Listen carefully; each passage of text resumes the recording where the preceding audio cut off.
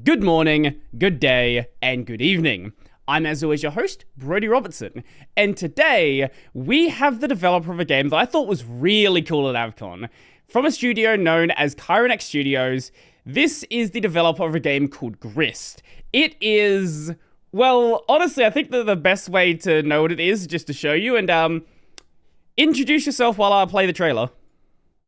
Fantastic. Yeah, my name is Evan Sparks, and I am the sole developer at Chironex Studios, and I've been working on Grist, which is a science fiction RPG with, I call it a terminal wave aesthetic. So it's ASCII graphics, it's a kind of synthwave sounds, all combined into this thing. It's retro nostalgic for something that didn't quite ever exist. It's like heavily inspired by a lot of those older, terminal-based RPGs, but it's sort of a new take on it, I guess.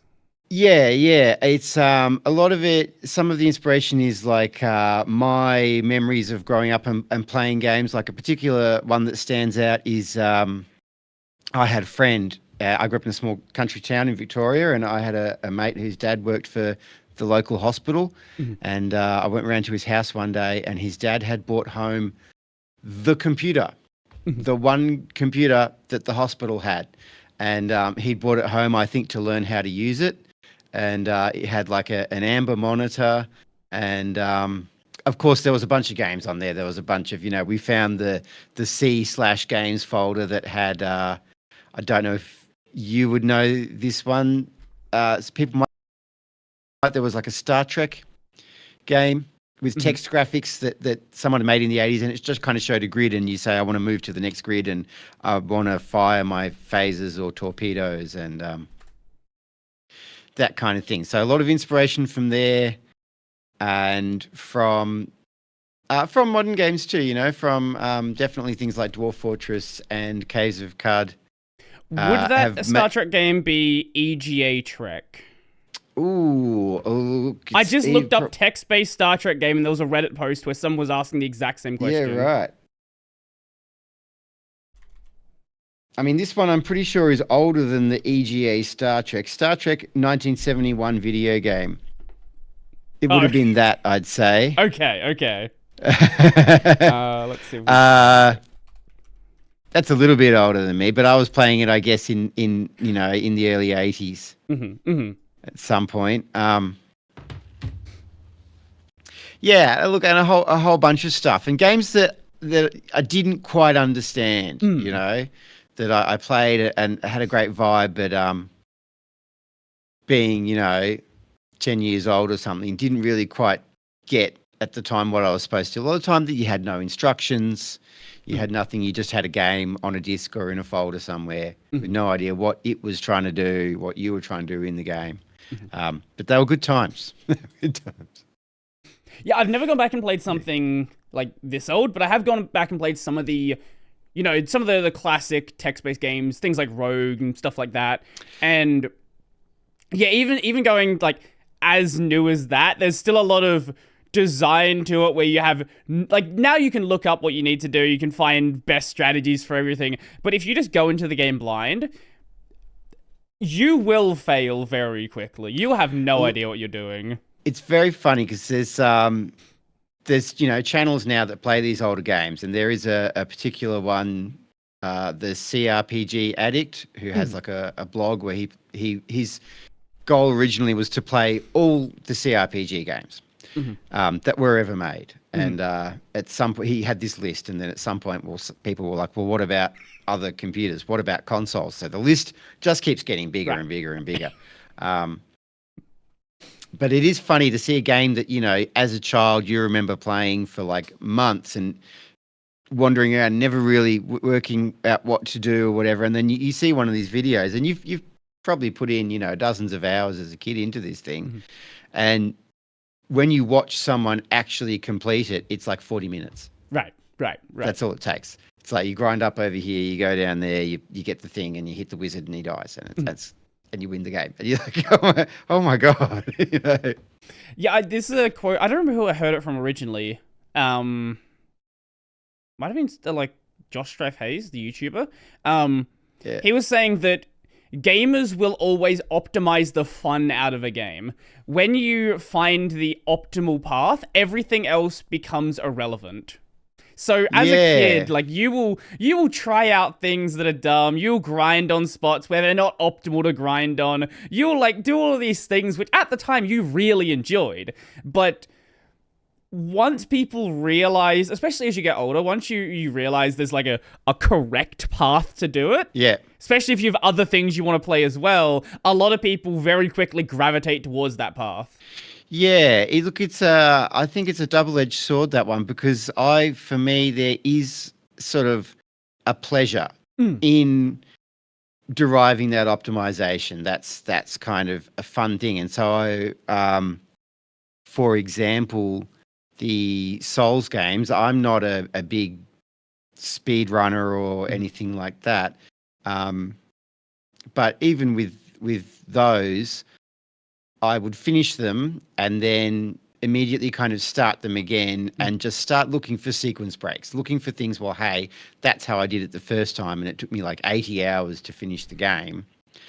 And now I kind of have a better idea. Can I do it in 20 hours or something like that? Can I get to this area before that area or something like that?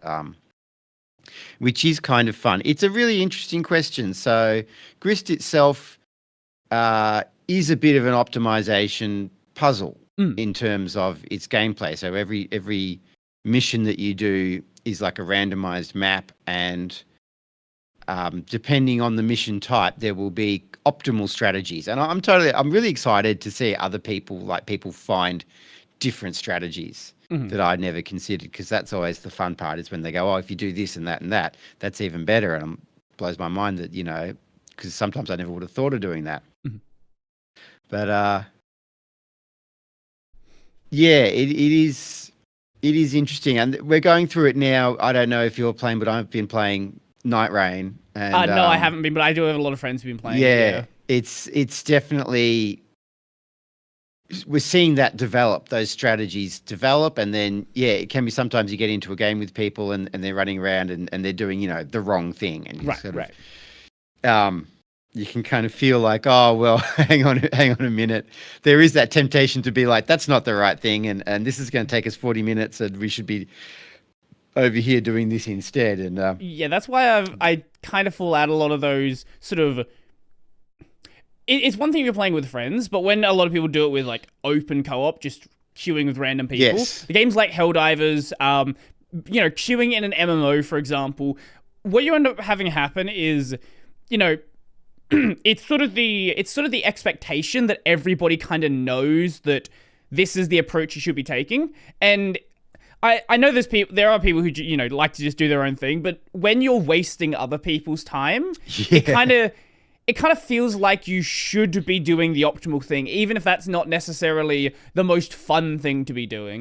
Yes, yeah. That time pressure is interesting constraint. So obviously my game is just single player. I don't have to deal with that kind of thing. And you can save and load in the middle of it. So even though there's kind of a timer going on during missions, you can just sort of turn them off and go have dinner and come back and finish them later. But yeah, it is funny. I play Night Rain mostly with randoms, just because of time constraints, and other people that I know playing it are usually available at different times to me. Right.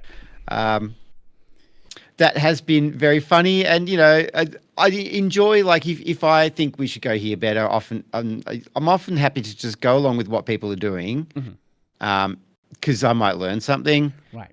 But then if it becomes obvious that actually this is going to get us stuck somewhere, then, I will try and sort of ping the castle or whatever and see, like, hey, guys, we should maybe head over this way. But I love when things, like, really kind of work out well, too. You get these great moments where funny things happen. I think I was just playing it last night, and we were waiting for another player so if you know the conceit that the rain comes in and you kind of get trapped in this circle and you fight a boss, and then at the end of the second night, sort of a portal opens up after the boss and you teleport to the big boss of the mission.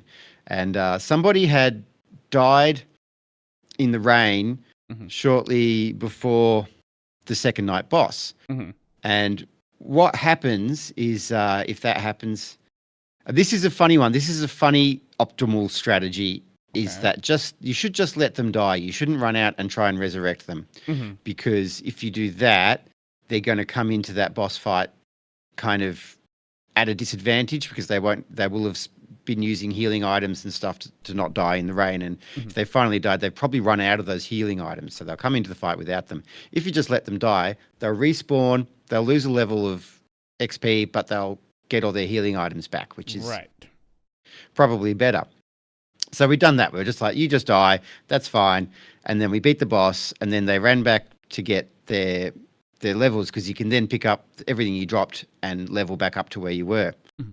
So me and the other player had gone off, and we were just mucking about. And there's like a Slavic squat pose that you could do, which is named after Patches, who's like a famous character in the Souls games. Yeah, I've played all of them except Elden Ring at this point. Yeah, sure. So we were doing the Patches squat while we were waiting for this other player to come back. And then while we were waiting, my partner had come over and was talking to me. So I wasn't looking at the game. I was talking to her for a minute. And then when I turned back, there's all three of us now. There's the other player had come back and just joined us. And there's all three of us squatting around this sort of thing. And it's got just those little moments I really enjoy, these little contact with strangers where you have a funny experience or something. So Right. I do get why the whole queuing of random things is fun. Like, it makes a lot of sense why people do it and why it's so appealing. Yeah, there have definitely been hard ones where I've just been like, oh wow, like what happened there? That was crazy. And there are times where I've had to go because I've got family and I've got obligations and stuff. And there's been times where I'm like, I actually just cannot get around. I have to disconnect from this session and leave, which is a bit brutal. But I still enjoy it, and the good outweighs the bad. It's got a really good game design. I quite enjoy how they've meshed those two elements, the kind of the play of the Souls games with the time pressure and the roguelike elements. So, yeah. That's fair. That's fair. Enough about that. I've been thinking a lot about its game design lately, because it was weirdly, for kind of an action RPG thing, was very pertinent to what I was doing and how I was working on the map for this game a lot. And it just got me really thinking about the maps for Grist and how they would function with various points of interest and even just the shape of the map and all that. So yeah, very good. Well, I guess that takes us directly into like what the gameplay loop of Grist is, because it is the whole roguelike terms, all of those, people have made video essays about how the terms don't actually mean anything, and, you know... Yeah. Like, you know, if you want to talk about an actual roguelike, you know, we can see the game Rogue, we can see what that actually is. Then you have roguelikes, where it's like, oh, let's take one or two mechanics. It's sort of an established term at this point. I'm not a fan of the term. I like games in the genre, but I don't... The term doesn't mean anything. Yeah, terms... I find genre terms very frustrating. A lot of the time, but yeah, that is a funny one, and there are like multiple definitions. You know, there's the Berlin interpretation of the roguelike, so named because of the Berlin Conference, where they set down which elements, which is all very funny, I think. Yeah, so I originally never set out to make a roguelike or a roguelite, and what I set out to make was essentially a board game. Okay. And the very first conception that I had of this game was the idea that there would be lots of crew members or lots of party members, and they would probably die a lot. And the original design, the one-page original design, it was a collectible trading card game, and that you would buy booster packs with different, you know, party members in them, essentially, and different events that you could do. And I fiddled around with that idea for a couple of nights, and then realized that you really need just millions of dollars to start a trading card game. I think you need, because it's like the printing costs of all this stuff would be insane. So I thought, okay, I'll that was a fun idea to kick around. How would I turn that into a video game? And that was when I started, trying to piece this thing together and drawing on different aspects. There's a whole lot. It's very interesting. It's been a long development and it's gone through many phases. I was talking to somebody recently about this at AVCon because they said they didn't play many video games. They played more tabletop role-playing games. And one of the drivers of this game being what it is was wanting to play the Traveller RPG, tabletop RPG, which is quite old, and not having anyone else I could convince to play it. So I'll have to go and make one. That one is quite famous. There is an old video game which you might be able to find like a ROM of that was for the Apple II. Okay. Now, what was this called? Thank you, Reddit. Empire.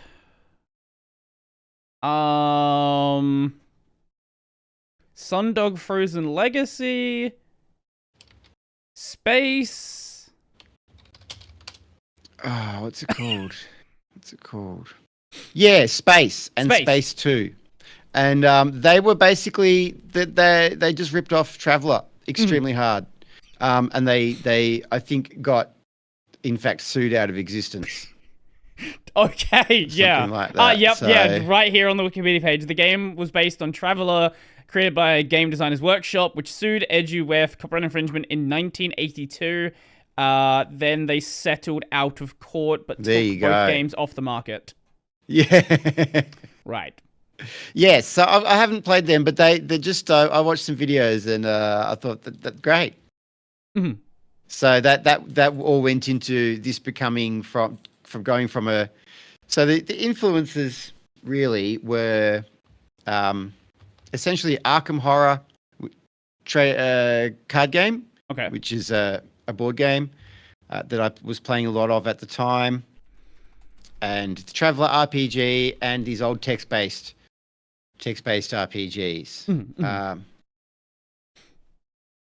which sort of fed into that. I know you were asking me about the gameplay loop. That was a while back. No, that is like important to sort of have that background to know like what the game. So obviously, is I never really set out to make a roguelike. I knew there are a couple of things I wanted to achieve. Ultimately, I wanted to do something a little bit interesting with turn-based combat. It was more influenced by cards, but I also wanted to have like positioning. So, I enjoy a good Final Fantasy fight scene, but the fact that, oftentimes the relative position of the characters has no effect on anything. Right. And I was like, well, we could probably do more with this. And there was Wizardry and some other games would have front rows and back rows. So those kind of ideas went in there. And for a long time, I had the combat down and I had this sequence of events down. You would go into an encounter and that would be a bunch of sort of things happen and combat or skill checks, D&D style things. And so I had that part of it down, and then it was just sort of became, what do I do that joins all these parts together? And I went through so many versions of this. I went through sort of there is no map or anything. It's just those bits sequentially and a little couple of paragraphs of story between each one or something like that, to sort of fully open maps that you explored that kept auto-generating as you went along, and all that kind of thing. And we finally ended up now, after a long time, on these small kind of board game style randomized maps that you explore within a time frame and with a particular objective. But now the big change really was changing kind of the in-between downtime management phase kind of decoupling that from being originally you were kind of in a spaceship and you moved around, and decoupling sort of the management bit from the movement section. Let me actually do what I wanted to do with the movement, the map area. So yeah, it kind of just slowly transformed and drifted into becoming this rogue-like thing where your crew would die or get reborn. So in the conceit of the story,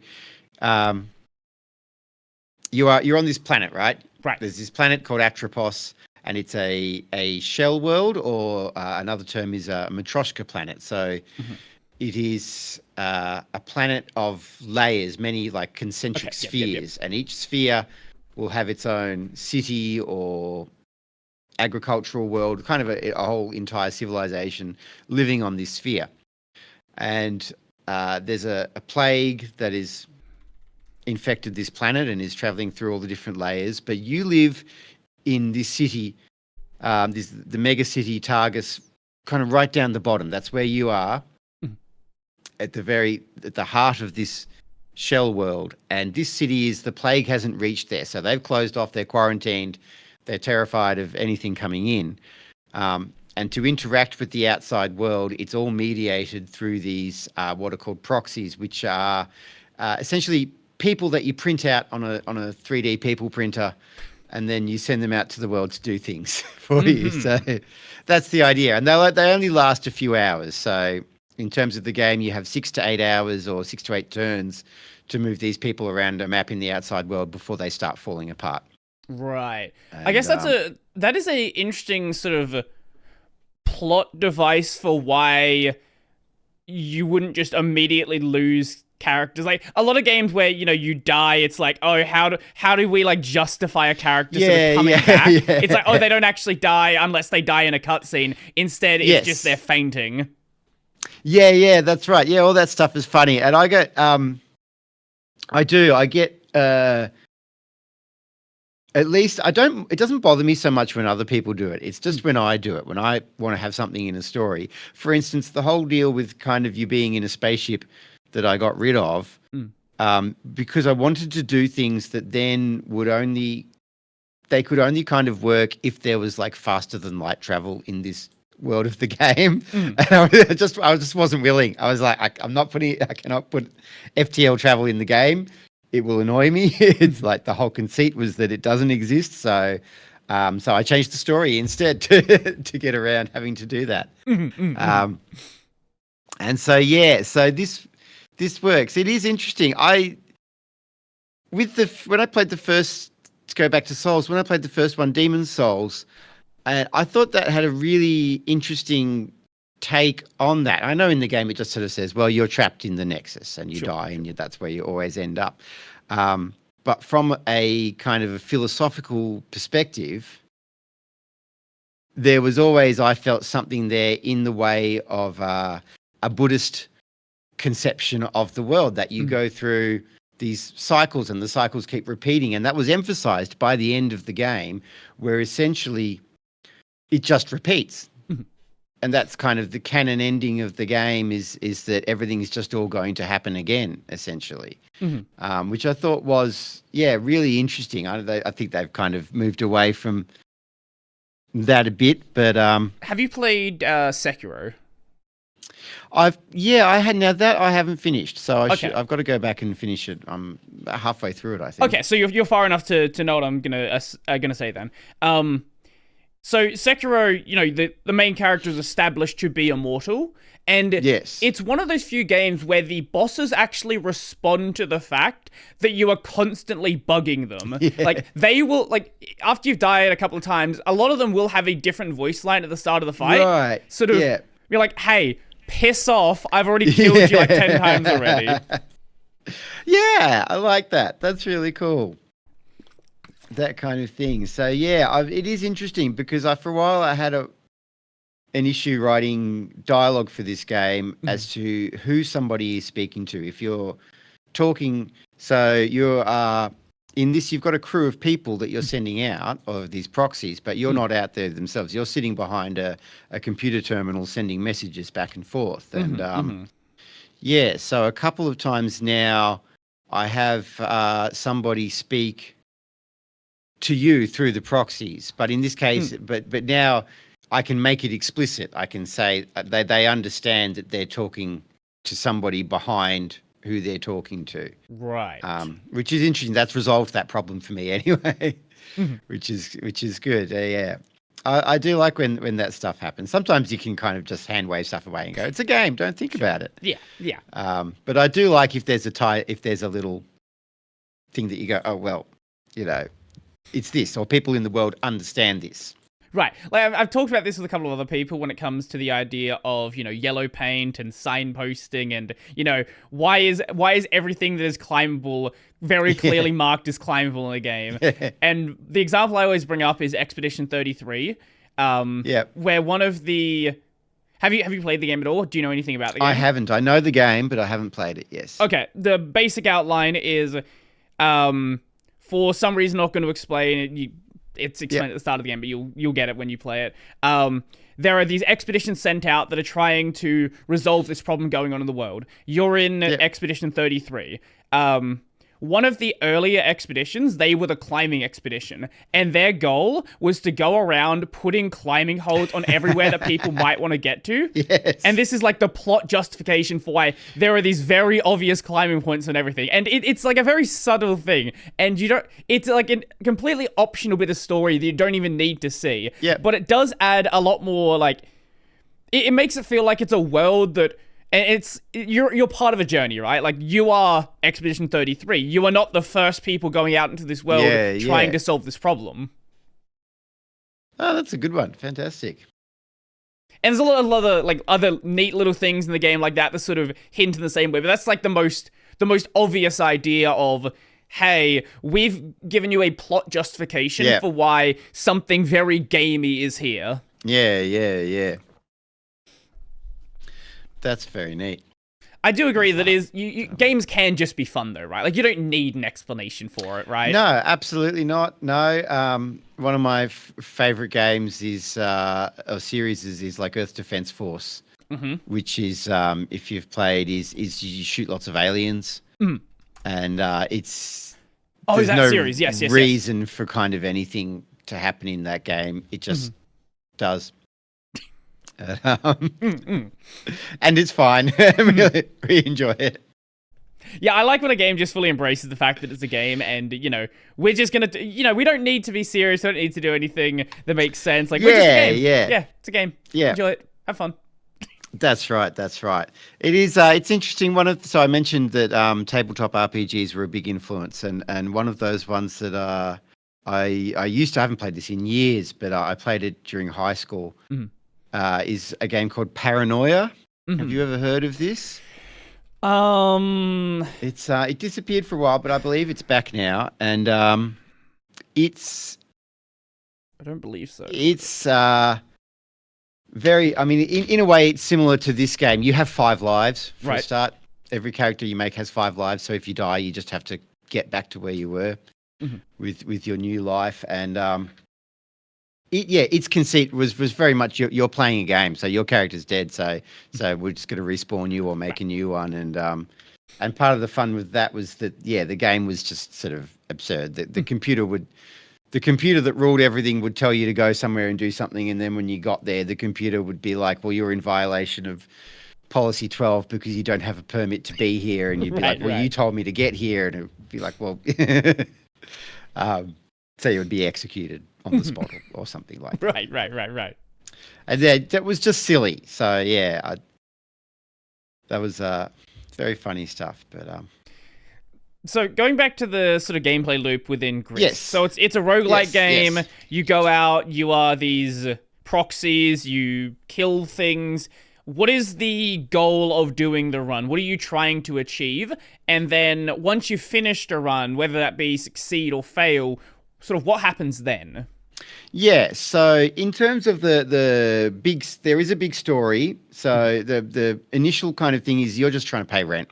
Right. Just trying to pay rent, and you've signed up for this program where you can be a an operator and gotten accepted. So you send these proxies out. So there are in the world a bunch of different factions, and they will essentially post up jobs for you to do. So sometimes they are to do with the maintenance of the world. I believe the first one really is essentially like elevator maintenance. So there's all these elevators that travel between the different floors of this planet, and so you're just clearing away some hooligans from outside one of those, and yeah, ideally I want these to be able to tackle different ways. So sometimes there are different kinds of missions that are collect a bunch of sort of resources. There are ones that are more fighting things, and there are ones that are more about skill checks, going through sort of story experience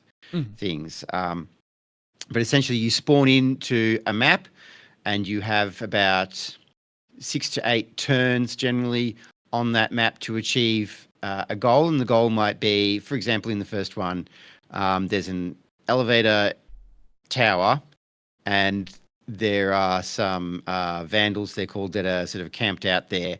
And you just have to get rid of them. So there are a couple of options for doing this. And the basic one is fight them. If you head straight there, you'll find that they're a much higher level than your characters, and you'll get beaten up and eventually probably lose the mission. So what you're trying to do is find a way to sort of, I describe it as get as overpowered as possible in as short a time as possible. So that's what I mean by sort of an optimization strategy, is you're looking at the map and you're trying to see, how can I break this, essentially, which is something really nice about roguelikes and things that I find, is you can have situations where you can break something completely wide open, and then because of the nature of it, everything is then sort of, you win or you die, and it's reset. And you're back to the start. So it doesn't then become, I've completely trivialized the rest of this game because now I'm back to the start. I have to break it open again, or I might not have that same opportunity. But that's the idea. So you're looking at the map, you're looking at where are these points of interest that you can go, and you'll have generally, as you play through, it's about learning roughly what is going to happen at these places. So you might, there are on the city map, so we have different kinds of maps, forest locations and deserts and oceans, but you sort of start out with these city maps, and there will be points of interest, like a communications tower is one. And a communications tower will generally give you kind of like an XP bonus. It will involve skill checks. It will result in an XP bonus. Usually not a lot of fighting is going to happen there. So that's more about kind of going to an area, using your character's skills to hack into the system, and then obtain some kind of reward. So it's a non-combat way to level up your characters or to improve their skills. Whereas you will have, say, a weapons cache, and that's where sort of the local police are keeping all their gear, and you can go raid that, and you can, you know, beat the police up, take all their stuff, and move on. And you'll find different kind of stuff there. You'll find equipment, special kinds of ammunition, etc. And that will, you know, you'll know that this will involve combat. So if I've got a great combat team and I want to fight something, that's going to be a great place to hit up. I might hit up an ammo cache and try and get like ammunition for my sniper that has different status effects like stun or confuse or something like that. So yeah, when you spawn in, you're looking at the map, you're looking at those locations, and you're planning out a route. And then as you go through that, then things will start to change. That you know, ideally no plan survives contact with reality, essentially. So things will happen as you go through those events that are going to change what you have to do. You might have characters get wounded, and that kind of stuff that are going to have change, or not get the weapon that you want somewhere, or find that there's a stronger enemy. So not in this one, but in other missions, we have kind of roaming enemies that will move around. That will be a high level. So you'll be trying to do what you want, but also avoid them, at least until you're strong enough to deal with them. And that's kind of it. So like I say, it's a card-based combat. And you are picking up new cards as you go along by raiding places, by fighting enemies, and by visiting shops. So sometimes you're like, I just want to go here, and I want to fight these little people in the trees, and they're going to drop a whole bunch of like ranged attacks, essentially rocks that I can then go throw at somebody else. Right. When you talk about the idea of overpowered runs, I always think back to some of the most fun runs I've done in games like Enter the Gungeon or Dead Cells and things like that, where like the first time, or Hades, another great example, the first time I beat the final boss of a run, it's always going to be some beyond overpowered build. I got perfect luck. I have a weapon that, you know, it does probably 2 or 3 times more damage than a normal weapon would do, and everything just melts. And that's so fun when it happens. Yeah, there's a joy in that. It's I get really not depressed, but you know, it's sad sometimes. You see a game where you know you're having these great experiences, and then for whatever reason, it's like somebody says, "Oh, we need to balance that." And especially in like a single player game, it's like, no, you don't need to balance. Like, you don't need to balance that. I don't understand sometimes when they're like, oh, the game needs to be more balanced. And I'm like, no, but you should have unbalanced moments. I find the leveling system, this always frustrated me since Oblivion. Skyrim, they fixed it a bit so much, but the Elder Scrolls ones in Oblivion where they really went for that, you know, the scaling enemies. So the faster you level, the faster the enemies level. What happens then is, you know, leveling in power, it just sort of becomes this linear thing, and you never get, you know, I feel it's a lot more fun if you have this progression that kind of you climb up, and then if you go back to where you came from, in my head, you should be like stomping all over everything. You should go back to the starting levels, and you should be whomping everything and you know, having a ball. Oblivion's actually a prime example, because I know people often talk about there's an early area that you basically should do as, like, Skyrim, you can kind of just ignore the story and do whatever you want. Oblivion, if you do that and become overpowered, there's some areas that become insanely difficult, even though they're like 3 story missions in. Yes. I know exactly. You're talking about like the city of Kvatch or something. I think it is, where there's like the very first Oblivion Gates mission that they send you out on, and it's notorious for people being on forums or being on Reddit and saying, "Well, I totally ignored that until level 15, and now I'm there, and it is just a nightmare." Yeah. It's just because of that scaling system. So I used to always make these builds, and I'd be like, oh, I'd throw a bunch of skills in there, and then it'd be like, whoops, I've leveled up all the wrong skills, and now all the enemies everywhere are way stronger than I am. And I have to kind of go back and be like, all right, let's just do this again. Sorry, Discord does this thing where it'll just like break all the sound on my side, and then keep. You could probably still hear me when I was talking, couldn't you? I can. Yes. Yeah. Discord sucks. I hate it so much. I don't know why I keep using Discord. Anyway, you were talking about Oblivion and being overpowered. Oh, yeah, that's right. Well, that's I think sort of one of the philosophy of those games is that they would think we don't want people to get madly overpowered. And I know I'm pretty sure that's what people do in like Daggerfall and Morrowind, particularly Morrowind. It's Morrowind, you can fly by the end of the game. Just keep jumping, and eventually you'll be jumping over cities and everything as you level that up. And yes, flying and all those sorts of things. But like by the same token, that's what people remember about those games. That's what people kind of loved about them. I do think there is a place for balancing when it's too easy to become overpowered. Like going back to Expedition 33, there is one move that one character had that could do, with basically no effort, do 4 billion damage. The super boss with the most health had 30 million. So it was like, that might be a little excessive. Yes. 30 million health. Oh, that's awesome. I should start putting...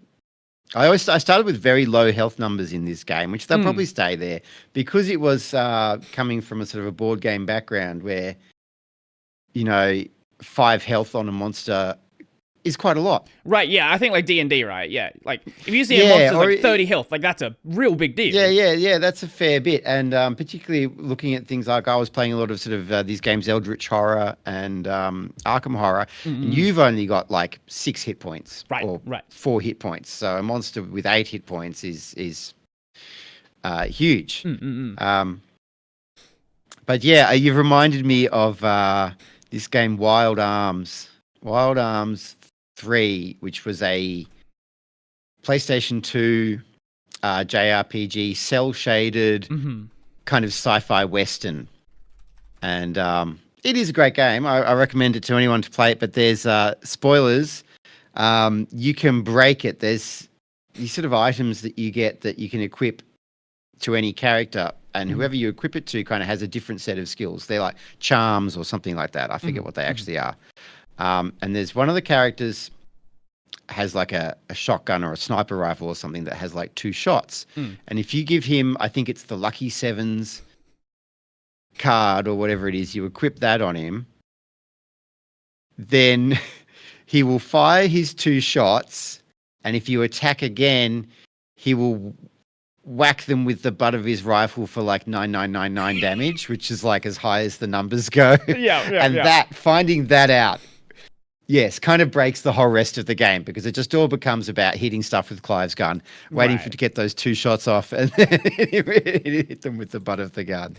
So yes, I get that. Yeah, I do think there is something nice, like it's really cool to break the damage cap in those like early RPGs. Like right now I'm playing through the original Final Fantasy VII. Nowhere near damage cap yet. I'm still doing only like 3,000 damage.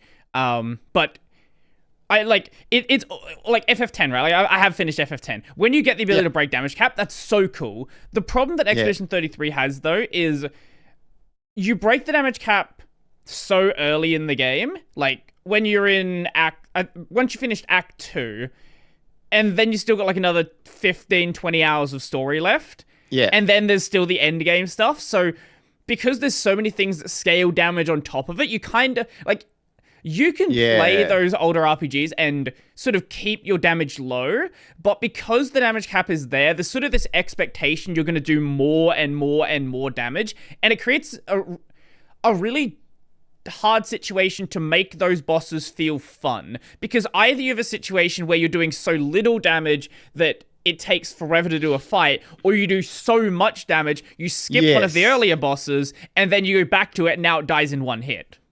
Yeah, that's right. I know that feeling. Well,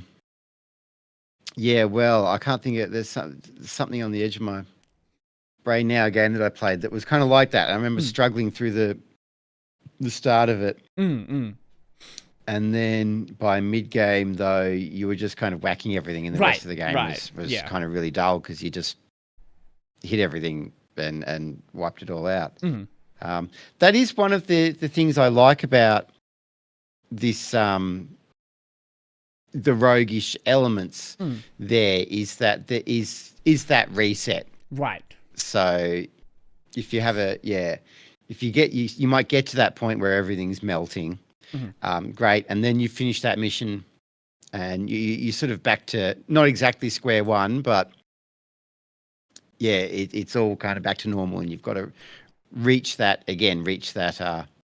state, and hopefully in a different way, or for a different mission, it might involve a different, circumstances. So when you do finish a mission, what do you like? What do you get from that? Like what sort of permanent upgrades or unlocks, or how does that sort of go? Yeah, so because of the plague in the world, you can't bring equipment back to keep using, so that gets sort of automatically sold off for you, and you'll get some rewards for that. But we do have these kind of we have a bunch of rewards. So there are these tokens that you can trade for stuff, and we'll see what happens with them. There is the monetary value that you get that you can use to, like, ideally, eventually when I get around there, kind of buy things for your apartment where you live and do that. And for your characters, so as you go through, you start with like a bunch of classes, and you will unlock more classes through the missions. and then you can sort of level those classes up. So if you imagine that each time you do a mission, your crew are getting printed out from a template, but you can improve that template. So even though it's going to start at like level 1 each time, you can modify it to start with a new set of skills, different abilities, and then they have these passives now. So if you're, say, now these weren't in, these have gone in since AVCon. Okay. The idea was there, it was just a time constraint of having it functioning. So Sure. these are kind of items that you can equip to a crew member or put on one of your template crews. And they will do kind of like small, some of them or a lot of them will be a small bonus, like HP 10% more. Start with a 1 or 2 points higher strength So like value. minor stat buffs. Yeah, minus stat buffs. And then other ones are more kind of we want to have more like play style changing ones that will actually turn. So they will tie into, like, if you've got a tank class, then there might be something like, so there is a tank class and they have a move that attracts damage to themselves, and you can combine that with another move that resists damage to become pretty tanky and pull attention away from your teammates or from the other proxies and take a lot of damage for them, which is great. But then also you get like passives that will deal like retaliation or thorn damage, spike damage. So once you start stacking those on, now they are essentially becoming an attacking class simply by drawing melee attention onto themselves. And then you want to look for synergy. So you want to look for things that will, passives that will say, like, when an adjacent ally is struck, that this might happen, or get life back when doing this XYZ. So yeah, the aim is to have those start to change the classes from sort of their base roles into more specialized, different roles. So yeah, you get those, and then you can you'll get better and worse ones of theirs. The idea is like everything is kind of a card. So these have suits. They all have diamonds, cups, kind of suits on them, and each class has a limited number of slots that have each slot matches a suit. So you're kind of limited in how you can equip those to your classes. But then, so one of the things as you level up a class is like unlocking more passive slots and that kind of thing, unlocking more ways to modify your starting conditions. So that's essentially what you're doing, is you're choosing a mission, going in, starting from scratch. There are different kinds of goals for missions, but a basic one is go here and resolve this encounter through combat or through skill checks. And so you choose a route to go through the map to get there, and you might find that when you get there, that this particular enemy does a lot of melee damage, does a lot of like randomized melee damage to different characters in your party, and you're struggling to deal with it because there's a lot of HP going to squishy characters and they're dying. So you might then, lose that mission. You still get a little bit of reward. You still might gain another passive or something that you get to keep, and then go, okay, I'm going to do that again, but this time I'm going to like put spike damage on my tank. I'm going to go through the mission. I'm going to hit up places and try and get cards. So you might know, if I go to this particular location, I'm likely to find taunt abilities there. So I want to go here, and I want to pick up a bunch more taunt abilities on my way to the boss. And then when I get there, I'll sort of have my spikes going and I'll use taunt, and the boss will do their multi-hit AoE, and that's all going to then get redirected to the person who is shielded and is doing retaliation style damage. So that can then become, a strategy to beat that boss. And you might find other strategies on the way. You might find that you can actually, so another viable strategy might be actually to go to one of these communication towers, hack the tower, steal trade information or something like that, and then just bribe them when you get to the boss. Say, hey, instead of beating these people up and taking their stuff, go beat these people up and take their stuff. I was gonna ask you. You've talked a lot about combat, and you mentioned the skill checks, and the skill checks are cool.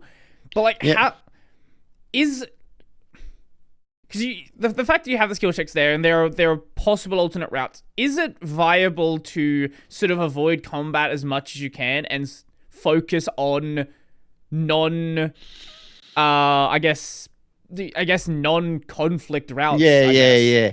It's not possible to entirely avoid it at the moment, just because you have random encounters, and I don't really have a.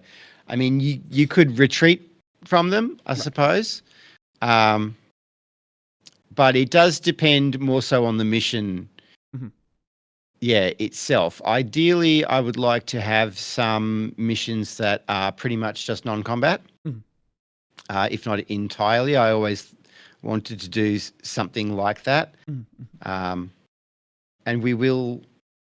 Yeah, we'll see how I go with those. But at the moment, there is always sort of combat in some respect. The game started as a combat engine, and so I think that kind of influenced that fairly hard. Yeah, it is interesting. It is because I went back to my old design recently, and I was just thinking about the things that I'd had to change and I had to cut out to get where I wanted to be. And basically, in all that, I kind of put that together and went, oh, there's a whole separate game there. I could make a little game that had no combat and just worked sort of this way, and probably was a lot shorter and a lot easier to finish, but that's fine. We'll see. I've spent a lot of time, so it is for, if people are interested, it is like a custom terminal sort of emulator that I've written for this game. I'm sure people in my audience are going to be very interested about this. Yeah, so using Monogame, I have this this sort of ASCII engine that I've spent all this time making, and it's backed by, it's a bit of a Frankenstein. So it's this ASCII engine front end, and then the back end is essentially a board game or a card game, and everything is kind of made out of these customizable cards, which is sort of a fancy, if you're a programmer, it's a very fancy way of doing component level programming, where anything in the game can have a variety of components on it and be, so if something's a card, the important things about cards, I was really inspired by Magic the Gathering here in the way that Magic the Gathering is basically a card game where the rules are printed on the cards. Right. And I thought that was great. What a great idea. Each card has its rules on it.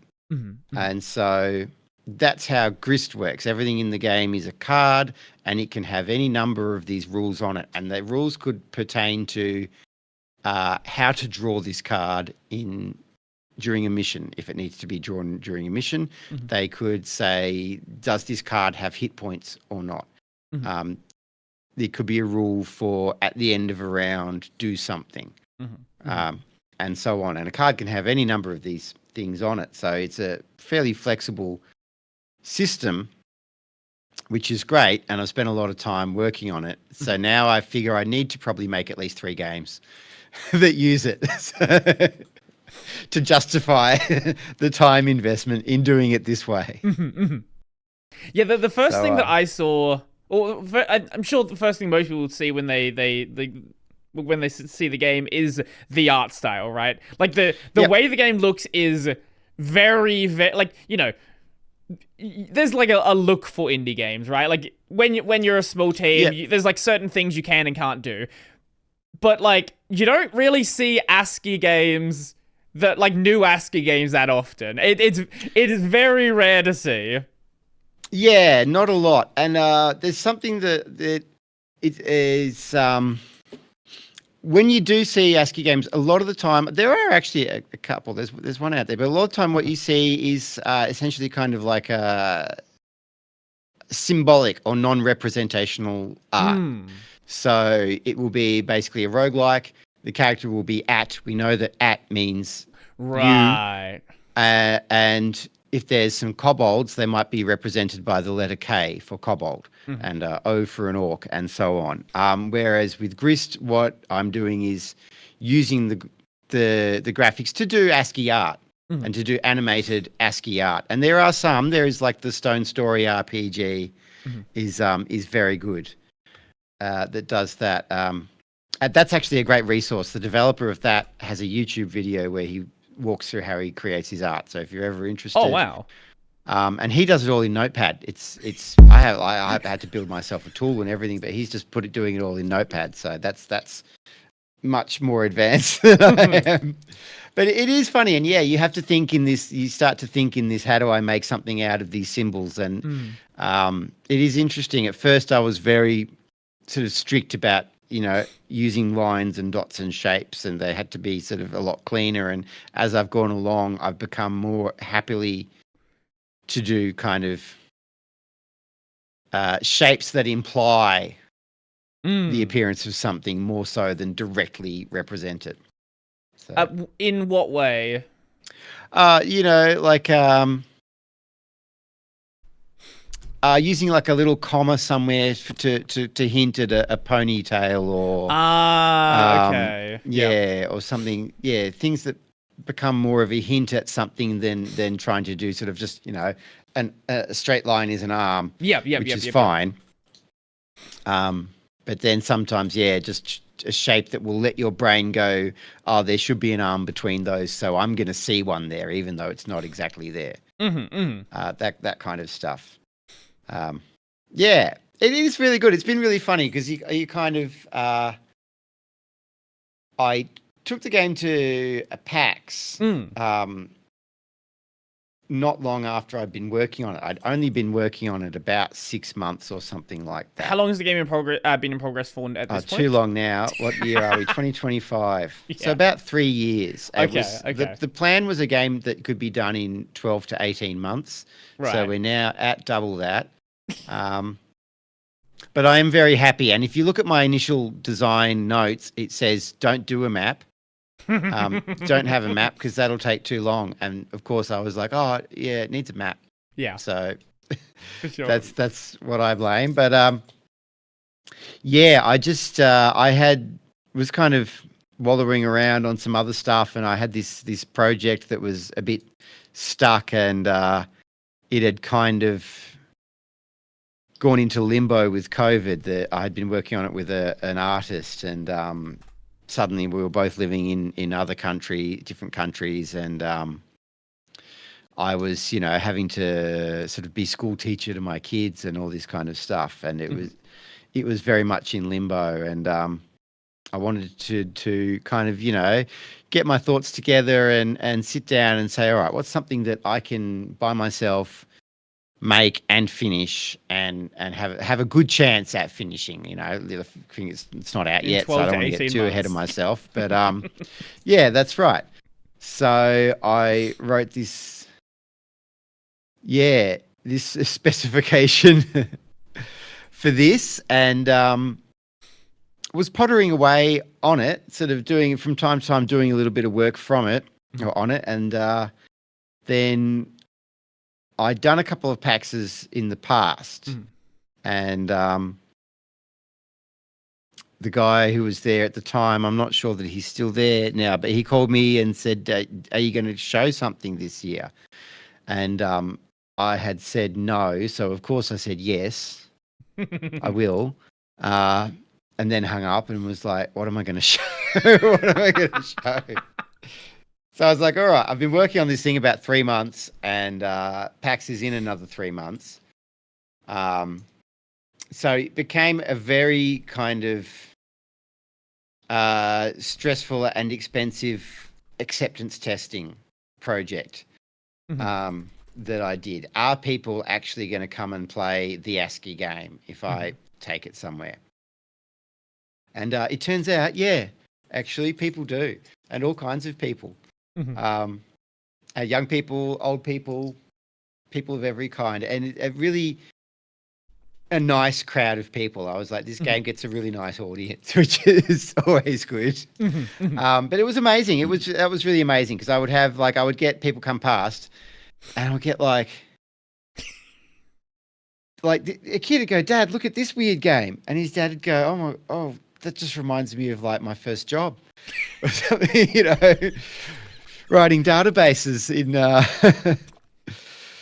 DBase 4 or something in 1988, and which is what my first job was. Yeah, Fox Pro, 1996 it was, so a bit later than that, but it was those, there's ASCII based sort of terminal systems for stock ordering and stuff. Anyway, people would see it and they'd come over, and then they'd be intrigued because they were nostalgic for that kind of style, and their kids would be intrigued because they'd never seen much that looked like this. And then they'd sit down, the kids would sit down and play it for half an hour or something and have a great time, and off they'd go, and everyone was happy. And that was really inspiring. That was a great moment. That's when I knew that it worked. Obviously there were problems to solve and things to sort out, and it really badly needed some tutorial components, because I was going hoarse explaining how to play it to everyone.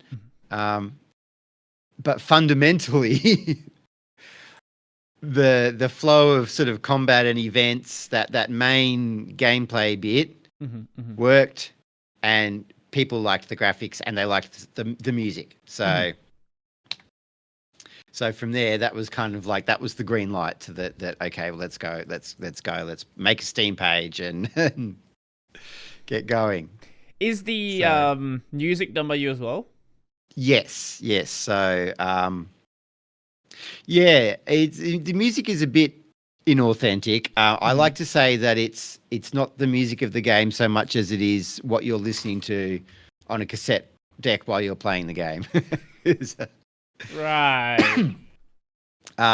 Occasionally I think I would love to have a little, like a kind of a SID emulator or something like that running as part of the game. But I don't have time to essentially make that right now. So that's kind of a future project. You already said you weren't going to do a map. I'd love to do something like that. So I am a musician myself, and I have a sort of a previous history in electronic music. I have the green screen behind me because I'm in a studio right now that is just a huge mess. But that's something that I do, and I still do. I was out on the weekend playing a gig somewhere for that.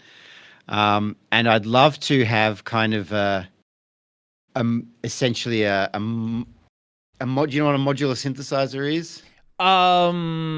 The name's ringing a bell. It's the one with all the patch points and all the leads. You'll see people nerding out over them, and let me see if I can find a picture. They're the big ones with the thousands of leads. Oh, yes. Okay. And they, in the last 10 years or so, they've kind of had a renaissance. And it is funny. So a lot of these synthesizers now will have modern modules, and there'll be ones that are sort of analog electronic components built in the old fashioned way, as it were. And then there'll be modules. So the idea is you can just sort of buy a new module and pop it in to your system and plug it in, and it will use the same standard power and audio and control signals specs to communicate with your other modules, so that you can take, say, this one makes a sound, this one filters a sound, this one delays a sound, and this one does sort of oscillating control values, and you can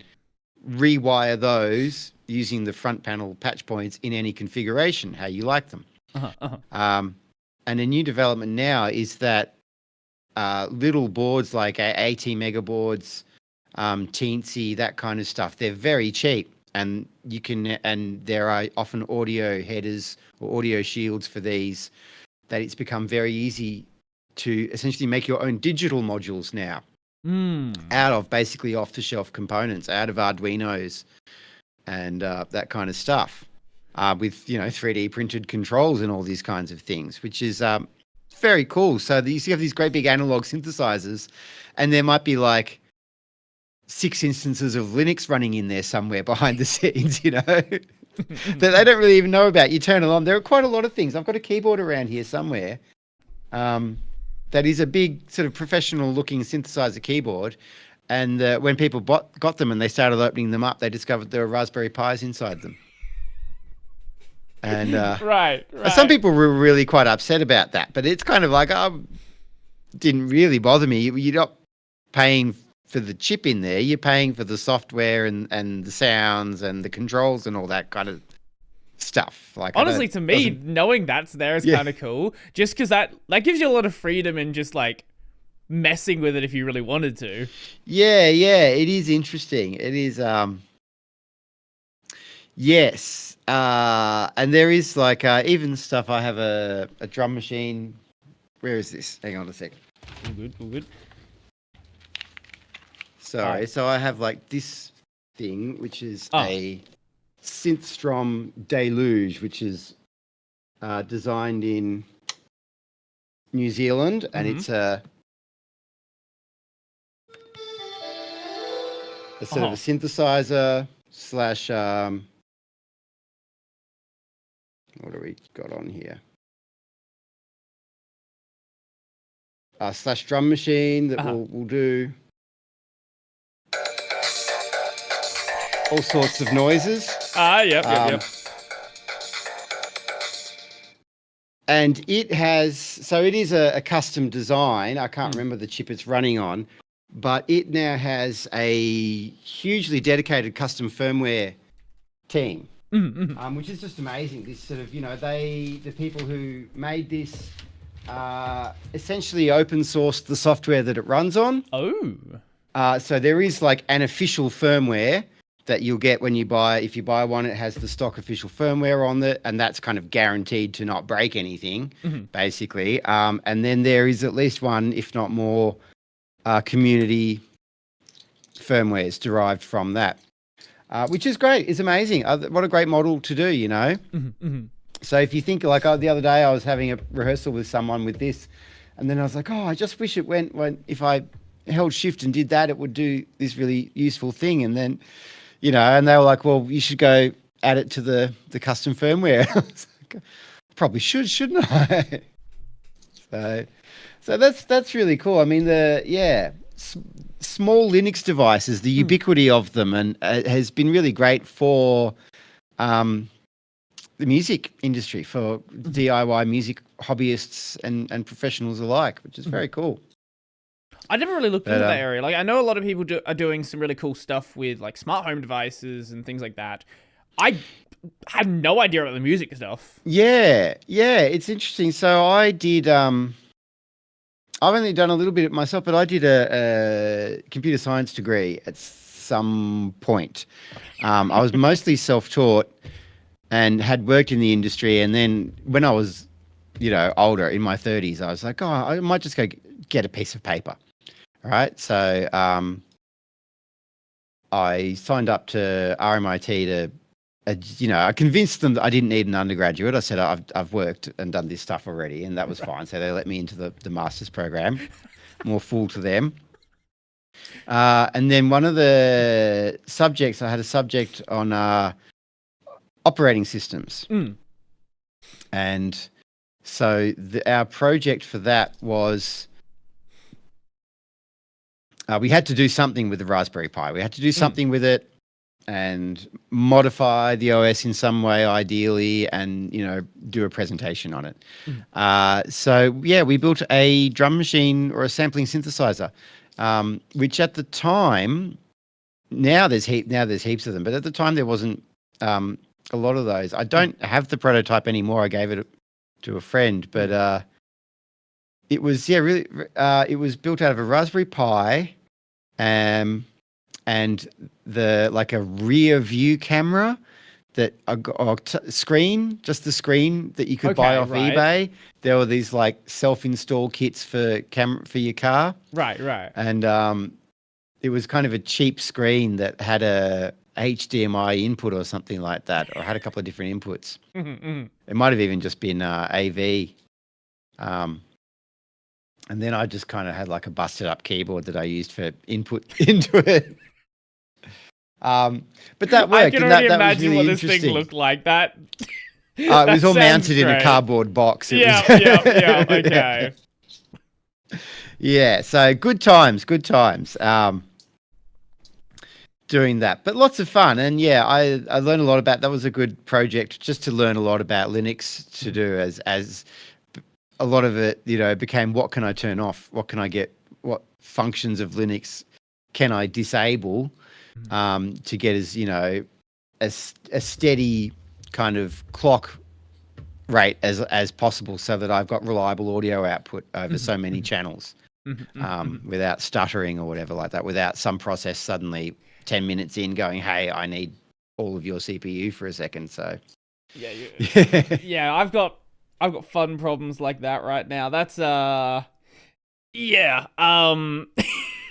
every so often I have these audio output's fine. I don't care about output. Yeah. Audio input problems are the part where I'm concerned with. Sure. And there are issues right now where CPU spikes will cause stutters, and this is a known problem. It's been known for a while, and the devs are not entirely sure how to consistently address it. Yep. Yeah, that stuff can be a problem. Especially older computers, older designs, or you have very predictable CPU scheduling, but modern computers, no, it's out of your hands a lot of the time as an application to have anything to do with that. So, but then, when you're doing audio, you have some of the hardest real-time limits that you can possibly have. You're like, this buffer needs to be filled, and it needs to be filled within, a very, very short amount of time. Unless you want huge latency. So there are interesting problems, but the Raspberry Pis now, this was like a first or second generation one, so I think now they're quite a bit more advanced. But people who do all this stuff on Teensies and stuff now, which is very cool, very, very cool. I haven't really done any for a bit. What I want to do, this is a long roundabout story, is what I would like to do eventually one day is kind of have my own sort of drum machines and stuff running as software in the back of the game, so I can build a patch. Because what I tend to do now is I tend to design a sound on a keyboard or something, and then I record it and loop it up and arrange it and stuff. But what I'd like to not have to do that and have sort of the sound design pure sort of being done inside the game already, and then it can just be fully reactive to the game. Right. Okay. Which is, but in a way, this is how, like, say, a Commodore 64 worked, right? A Commodore 64 literally had a synthesizer designed by a guy who designed full professional musical synthesizers on a chip, inside the computer. And now people they collect those chips. You can go on Alibaba and buy yourself a handful of fake knockoffs of those chips because there is value to somebody in producing fakes and selling them. And that's cool. And so the game, there is, no latency. The game is just literally saying to the synthesizer, quick, play this sound. The player fired their gun and it needs to go bloop.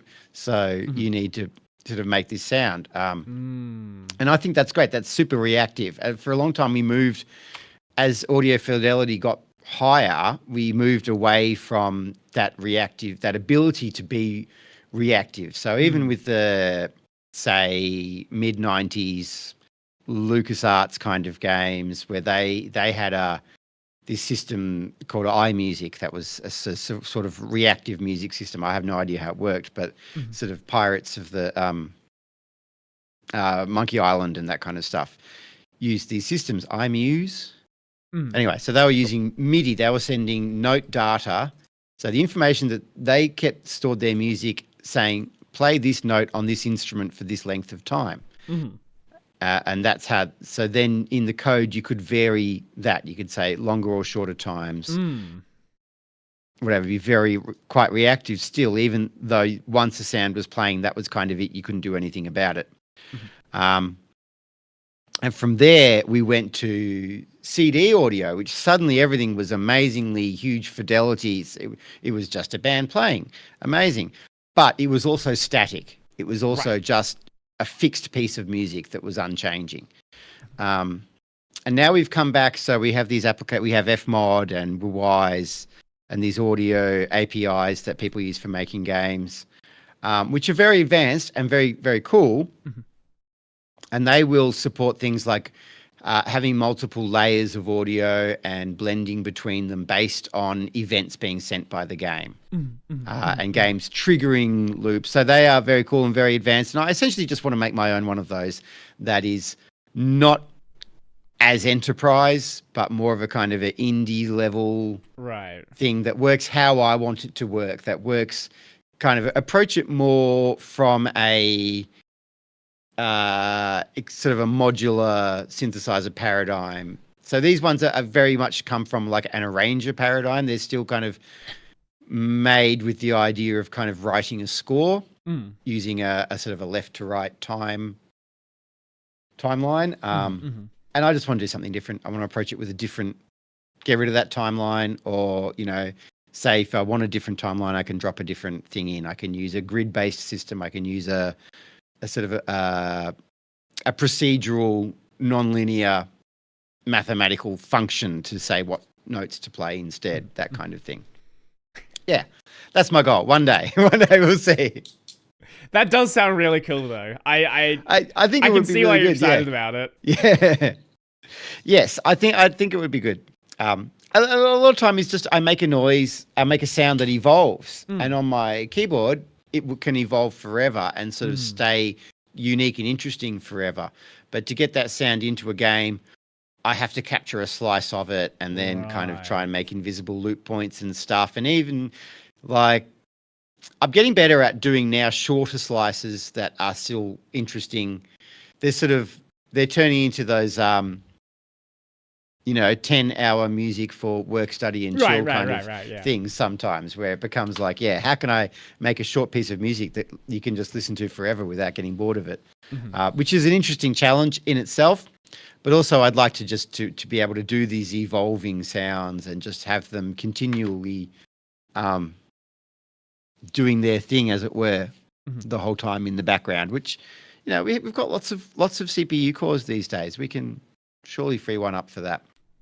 So just so we're on the same page and everyone listening, the idea is, rather than wanting to just capture a sound to play in the game, you want to basically have a digital synthesizer so you can create those sounds within the game and then adapt them as the game needs. Yeah, that's right. So modify them on the fly in response. The game can just, immediately send events to the synthesizer, and it can make things brighter or darker or more intense or less intense, and so on. And we can still kind of do that. There are ways to kind of do that now. I just like my way. Right. That I want to do it. But again, the whole I didn't want to map in the game, the scope creep issue. Yeah, that's right. But I'm being pretty firm about this one because I know that that would be a lot of work. So yes, I have to release the game. But I'm really happy. I'm actually at a really happy point. So the whole map, the scope issue there is, and that flow is like we're still working a bit on some of the reward functions, so that when you do finish a map, you feel like, I got some really great stuff out of that. So that's where the passive abilities tie in and stuff. But I'm really happy. So I was doing like PAXs, and I took the game to a GDC last year. So I had it in San Francisco at a couple of events, which was really nice. But doing events and demos and things, it was kind of like taking me away from actually fixing the things that needed to be fixed. Yeah. It was meant there was a lot of short time sort of, surface fixes, good enough for a demo kind of stuff, but to actually get into the guts of it and really do some work, I was finding myself, sort of short on time for that. So I was like, all right, no more of those. There was a demo on the shop which I have pulled down because I was just making such big changes that I was like, it's not going to be representative anymore of the game. Now that will be back up. What are we now? July? Yes. Probably in August. Okay. So okay. That's my plan. Very possible. I've got a bit of a backlog, so maybe by the time this comes out, maybe a bit after that, this should be out sometime like mid-late August. Okay. Oh, fantastic. Well, that's all right. That gives me a If not, it time. would, I'll see. I'll see. You'll have hopefully, to that put a would be little cool. disclaimer or a little thing. If it is up, I'll let you know. Yeah, because I've been kind of in the weeds. The phrase I think of is, do you read Douglas Adams at all? I'm aware of the name. The Hitchhiker's Guide to the Galaxy, and Yes. Okay. show my age. Yeah. Yeah. Sorry. Yeah. Yeah. No. I can. No. Yes. What did you want to say about That's it? all right. No, he just had this phrase, the long dark tea time of the soul. And I feel like that's what I've been in. I've been in a long dark tea time of sorting this map out and this game flow and just these bits. How do you get into a map? How do you get out of a map? What happens to your characters between a map? Do they persist? Do they level up or what? And I just had basically sat down with this list of questions and worked through all of those and worked through everything there. And now I'm at the other side. So I'm feeling really good. I'm kind of feeling really freed now. And so doing AVCon, like I said I'm not doing any more of these events. But somebody at PAX, the last time I was there, had come past and said, you all should come and do AVCon. And I was like, I will, no worries. Well, I'm happy you did, and 'cause now you're here. Yeah, that's right. I am happy I did. And there was a long enough gap that I could actually do everything that I wanted between that and that. So by the time they came up with saying, hey, are you going to do it? I was like, actually, yes, I'm ready to do it now. So that was really good. I'm happy I did that. So yeah, in a good place, in a happy place with it, with all those kinds of things, and about to get the demo back up. I don't want to put a date on full game release, but yeah, it's not going to be another 3 years. It's not going to be another 12 months, hopefully. So we are going to go into early access. So once the demo's up, and I feel, once I feel like there's enough content that I'm happy that anyone buying it into early access is not going to feel ripped off, that's when we go into it, basically. But the systems are there. Pretty much, it's just about all there, and now it is just putting in that content. A couple of different mission types, a couple of different environments. Yeah, so that you come along and you've got something to do. You play it for more than 5 minutes. Sure. So you talked a bit before about like cons taking quite a bit of time. What is the setup time kind of like for you? Like when you know you're going to go to something, like how long does it take you to get prepared for it? And then like sort of how much time does that really like eat out of your sort of year? Yeah, it is interesting. Being just me, it can take a while. So it can vary. And I know there are times where I've been like, okay, the game is in this state and say PAX is in 3 months' time. So I've got 3 months to get it to a particular level. And then I'm making choices about what can I achieve in that time. AVCon was, for me, felt pretty slightly unprepared this year. Okay. I tried to give myself a lot of time, but I agreed to do a lot of things, and they all happened to be in the same month, it turned out, basically. So right before AVCon, I went on holiday. I went to Fiji for nice. 2 weeks with my family. So, and I was like, oh yeah, I'll do some work there, perhaps. I'm going to work in Fiji. How did that one go for you? Well, a couple of days it rained and I did do a little bit of work, and I'm glad that I did, because I sat down on one day and I fixed this bug that had been bothering me for weeks, and I was like, great, that bug's fixed, go back to bed. So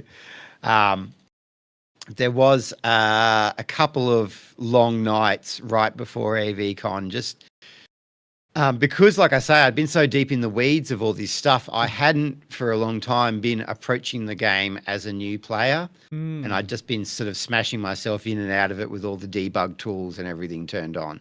So it kind of became time to turn all that off and go back to a new player experience and find out what I'd actually broken doing all that, and what new features or what parts of the tutorial were now suddenly completely irrelevant, and so on. So that happened very quickly. But, I mean, I'm sort of one of those people that will fill what time I've been given to some extent. So I do need to give myself deadlines for those kinds of things, which conventions can function as a good kind of deadline. That's not a release deadline, but it's still like a public thing that you've got to, you got to take it out. It's got to work in a particular way.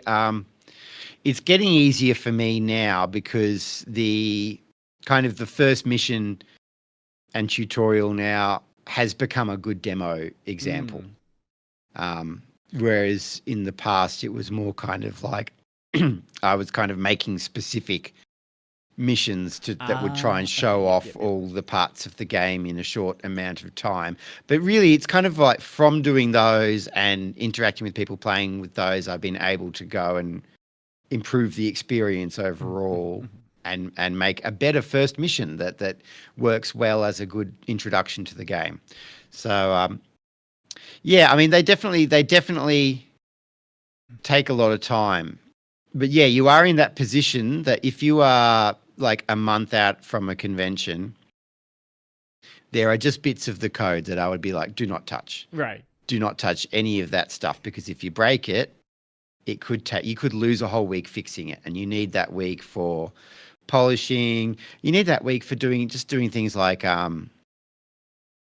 making poster art and stuff like that, and making sure you've got a YouTube trailer or whatever, and posting on the socials and all those kinds of things. So that if you've got a team and you've got someone to do that, that's great. I'm always envious of those people who come and they'll do like, they'll be at the con for like 2 hours and then they're like, I'm tired, I'm going.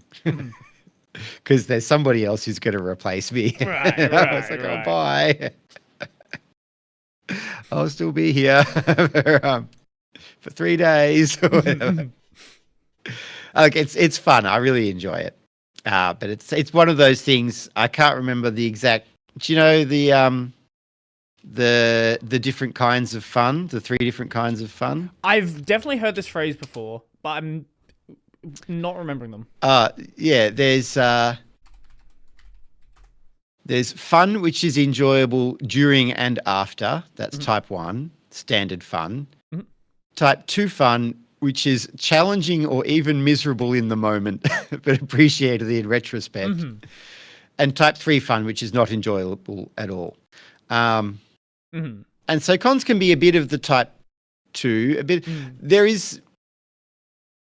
I would add my own one to that, which is the kind of fun that is fun in the moment and is fun afterwards, but is utterly terrifying in the immediately before. So when in the lead up is just like, why am I doing this? Like the whole, stage fright sort of deal. Yeah. Well, yeah. Just like, being exhausted. I'm so tired. Right. Why did I say that I would do this? I have to do all these things to get myself there. And then eventually you get yourself there. And, for 10 minutes, you're standing around thinking, oh, God, what did I get myself into? And then it's fun. Right. Like I'll hear from comedians who are doing like, a theater show or like a arena show, right? Like they're super nervous initially, but they know they love comedy. So as soon as they get on stage, it's amazing. But like that immediate beforehand, they like it horrible. Yes, it is like that. Yes. And it's just always the night before the con starts, I'm always like, I'm up really late fixing something. You'll have a bug that I didn't realize. I'm always like, I'm never doing that again. I'm never going to be up late fixing something again. I'm always up late fixing something, or rewriting dialogue or something. I think this time I added all this backstory stuff. I was like, I don't know if anyone even looked at it, but I was like, oh, I'll put in a little button you can click and just kind of read entries at your own leisure. So that is, in fact, one of the other rewards is in the game is the lore reward, where you just unlock kind of entries to read, and I enjoy writing them, and I gather from Dark Souls and that kind of stuff is people enjoy reading them. They enjoy going through item descriptions and all that kind of stuff. So, so a lot of those that you can read about the world in there as you play. I think there can be some issue with games that sort of rely too heavily on that, where it's sort of unclear what's happening in the game unless you read everything. Like Dark Souls gets away with it because it is, so like the people who wrote Dark Souls, they are like really talented writers. A lot of people think they are like, there's people that they think they're George R.R. Martin, right? Like they think they're all these amazing writers, but like in reality, Yeah. Yes. Hopefully I'm not one of them. I don't think I'm an amazing writer, but I just try. It's you got to think a lot about all the time. Working with not to get nerdy on you, but working with a monospaced font forces you to really think about how many characters are in a line, how long a line of text can be before somebody gets bored, and how big a block of text can be before somebody's eyes go and drift off. Because I do it too, I'll be like, oh, that's too much text. It is easier to read, I think, variable width Times New Roman or something. So the monospace can be a bit tiring, but it's kind of a benefit because it makes you just keep everything as kind of short and sweet. And I think that improves the writing. So even with the little text log, I've just got basic rules that are like, don't have a paragraph of text longer than the log, because I don't want them to sit there clicking all through the text. Yeah. So you do just keep it. You can have a couple of pages, but yeah, you're generally trying to keep it as short as like you don't want to feel like you're sort of doing this lore dumping thing constantly. No, I don't want to do that. And there is lore, and so it is. I like to put it aside. So there's two parts of the game, right? There's out on a mission, putting my proxies through these trials and leveling them up and killing the vandals and doing all that kind of stuff. The sort of the strategy element where you're in the moment, you're having fights, you're managing your resources and all that kind of stuff. When you're not doing that, you are in what I call an apartment simulator. So you are the person in the world who's kind of behind the screen, who's doing this, and you can sort of interact with that world a bit. So you can actually leave your apartment and you can go to the 7-Eleven and you can like purchase items. A bit like Monster Hunter, you can go and you can you can buy yourself an energy drink and a ramen from the vending machine. And then say the energy drink will give you like an extra turn in the next mission and so forth. So there are some benefits to going and doing this. Or if you go explore that world, you might unlock a new contact that has new and different kinds of jobs in the world for you. The point was, so one of the activities in that side of the world, that's like the downtime, because I like a game that has like a home base that I can downtime in. So one thing I've never really, I played those, I know these are old now, the Uncharted games, the first two of those. And sort of the problem that I have with that entire style of game, sort of full stop, is that lack of downtime. Right. It's just kind of this constantly moving forwards, always moving forwards, from scene to scene to scene to scene, like a movie. And but for me, I like a game that, if you're talking Souls, I'm returning to the Nexus or the Filing Shrine or something like that, where I've got a kind of a home base I can go back to and chill out. It's a very different kind of game, but like racing games do this quite well as well, where you have the race and then you'll go back to wherever the upgrade shop is, the paint shop, and go and customize the garage. Yeah. Yeah, I hadn't thought about that, but you're right. Yes. Yeah. And you do that. That is a bit, so you are going back in this, you're customizing your crew. I do want to have a bit of, there's a little music player in your apartment, so you can cycle through the different sort of background musics there. And the plan is to unlock music from the game, so you can listen to it in there, and do different things. I was going to do a couple of little games on the PC there, like Blackjack, and I should do that Star Trek one. I should put that in there or something like that. And, some of those coming old back. games. Yeah. I do think that's cool. Like, again, as much as these like are very scope creepy things, they are really cool. It's just a matter of like, again, how long do you want to spend on the project, right? Yes. Well, so like, I mean, Blackjack, a little card game or something would be very easy. I think that'd be. I'd do something like that. Solitaire, maybe that's a bit. Yeah. That's a bit much, but yeah, some of those little like things that you would have gotten if you bought a computer magazine in like 1986. And it would have had a listing in it, like type up your own Blackjack game. Here's the program. I love those things. I just love them. I had these Usborne ones when I was a kid that were like how to write your own role playing game for PC, you know, and they were a bit of a nightmare because they tried to write code that would work on like 4 different computers. Like 4 different versions of BASIC, completely wildly different versions of BASIC. So every now and then there would just be like this paragraph for that computer, or this line needs to swap out, this line only for things triangle and this line only for things square and stuff. And but they were great. They're very inspiring, those things. Even if I didn't copy the code, they were often full of kind of really interesting design ideas and stuff, which is very cool. The kids these days, they're in a bit of a mix somewhere. It's simultaneously like easier to make games and learn how to program than ever, but also there is a larger disconnect between using a device and programming, you know? So if you had a Spectrum, a 64, or something like that, you turned it on and you were in BASIC. You were just, that's where you were. You're immediately in BASIC and you could write like 10, print, I am the greatest. 20, go to 10. And that's your first program. And you'd be like, hooray, it works. Yeah. If you're really fancy, you learn how to change the color to a random color for each line or the background or whatever. And you'd make something seizure inducing to show your friends. But now these days it's like, well, you have to have a PC for a start, which a lot of kids maybe don't. And then a lot of people only have like a phone or a tablet. Yeah.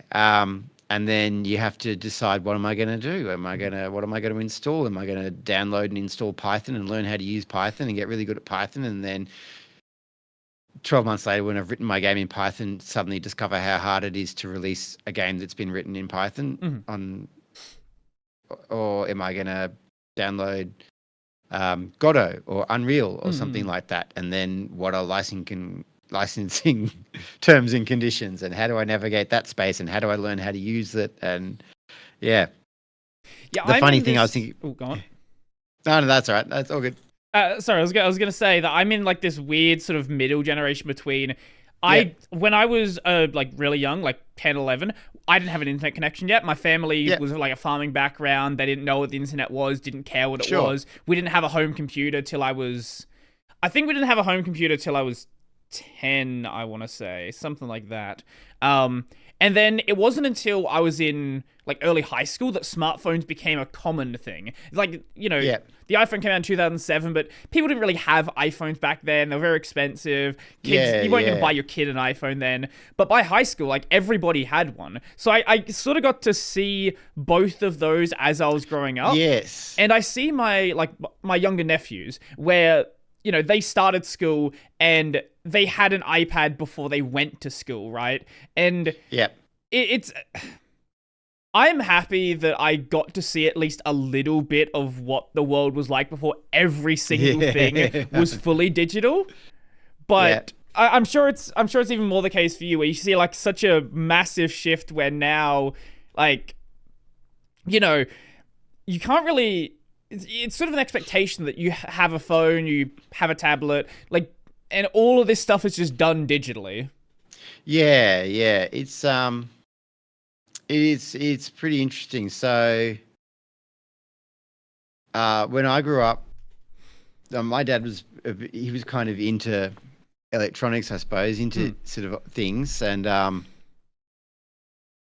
he bought an Atari. So we had an Atari 2600.